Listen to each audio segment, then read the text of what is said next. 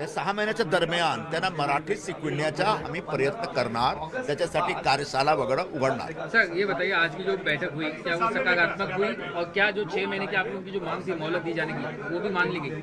हाँ, मोटा मोटी तौर पर माननीय मंत्री महोदय ने कहा है कि आने वाले 1 मई से वो वेरिफिकेशन करेंगे, लेकिन उस वेरिफिकेशन के दरमियान उनका कागज पत्र चेक करेंगे। तो कोई फर्जी तरीके के लोग बगैर सरकार के नियम कानून का पालन किए परमिट लेके तो नहीं घूम रहे हैं। और जो मराठी भाषा का ज्ञान का मुद्दा है उस विषय को हम 6 महीने आगे लेके जाएंगे। यानी मराठी भाषा न आने को लेकर के जो परमिट रद्द होने की बात पहले एक नहीं, अब ऐसा कुछ नहीं होगा। यही हमारी चिंता थी, पूरे मुंबई के ऑटो टैक्सी चालकों के समक्ष यही चिंता थी। अब वो चिंता हमने दूर कर दी है, किसी का भी परमिट रद्द नहीं होगा। हाँ, उसको आने वाले दिनों में मराठी सीखने के लिए जो प्रावधान, जो व्यवस्था सरकार करेगी उसमें सहकार करना होगा और थोड़ा बोल चाल वाली मराठी भाषा सीखना है।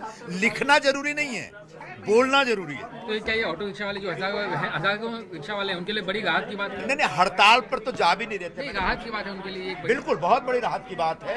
हमारे जो पूरे मुंबई MMR रीजन में, खासकर नवी मुंबई में, ठाणे में, मुंबई में, मीरा रोड भाईंदर में बड़े पैमाने पर यहाँ पर जो हिंदी भाषी लोग हैं या दक्षिण भारत के लोग हैं, जो अमराठी लोग हैं, जिनको मराठी नहीं आती और वो टैक्सी चलाते, ऑटो चलाते हैं, उनके सामने इस प्रकार का एक दबाव था कि 1 मई को अगर टेस्ट में वो फेल हो गए मराठी ज्ञान में तो उनकी परमिट रद्द हो जाएगी। अब ऐसा कोई प्रस्ताव नहीं है। आने वाले 6 महीने के बाद नए सिरे से फिर जांच होगी कि उसमें कितने % रह गए जिनको अभी भी मराठी नहीं आती। धन्यवाद। लेकिन क्या ड्राइव जारी रहेगा? ड्राइव जारी रहेगा, जो वेरिफिकेशन ड्राइव है वो जारी रहेगा, सरकार वेरिफिकेशन करेगी? नहीं, सरकार जो वेरिफिकेशन करेगी वो उनके कागज पत्रों का करेगी कि कहीं किसी ने बोगस कागज पत्र लेकर के, कोई बांग्लादेशी, कोई रोहिंग्या, वो तो ऑटो चालक नहीं बन गया है, हम उसको चेक करेंगे। जहां तक मराठी ज्ञान की बात है उसकी जो ड्राइव टेस्ट होगी वो 6 महीने बाद शुरू होगी। हाँ, इसमें जिनको मराठी की समझ नहीं है उनको मराठी बोलने की समझ होनी चाहिए। इसका एक अभियान सरकार की तरफ से शुरू होगा जिसमें हम NGO के स्तर पर भी शामिल होंगे। शुक्रिया। परमिट किसी का रद्द नहीं होगा, अब किसी का परमिट रद्द नहीं होगा, ये एक बहुत बड़ी राहत की बात है। और मुझे लगता है पूरे मुंबई के MMR के ऑटो चालकों, टैक्सी चालकों से निवेदन करेंगे, थोड़ा प्रयास करिए मराठी सीखने का, बोलने का। लेकिन अभी जो एक आपको डर लग रहा था कि 1 मई के बाद आपका परमिट रद्द हो जाएगा अगर आपको मराठी बोलने नहीं आती, तो अब उस डर में मत रहिए, आप निश्चिंत रहिए, आपके खिलाफ कोई कार्रवाई नहीं होनी है। लेकिन आने वाले दिनों में 6 महीने के अंदर कोशिश करनी है कि मराठी बोलचाल की भाषा समझ लीजिए।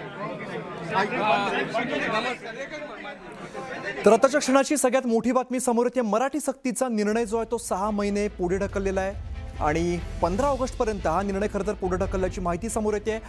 बैठक जी सुरू होती नुकतीच संपलेली आणि संजय निरुपम या बैठकीनंतर बोलत होते। परिवहन मंत्र्यांच्या दालनामध्ये ही बैठक झाली आणि 4 महिने निर्णय हा पुढे ढकलल्याची सूत्रांकडून माहिती मिळते। मराठी सक्तीच्या निर्णयावरून वाद झालेला होता, दरम्यान बैठक झाली, अनेक रिक्षा संघटना किंवा रिक्षा चालक या संदर्भात उपस्थित होते आणि यानंतर मराठी सक्तीचा जो निर्णय आहे तो 4 महिने पुढे ढकलल्याची माहिती आता समोर येते। 15 ऑगस्टपर्यंत याला मुदतवाढ देण्यात आलेली आहे।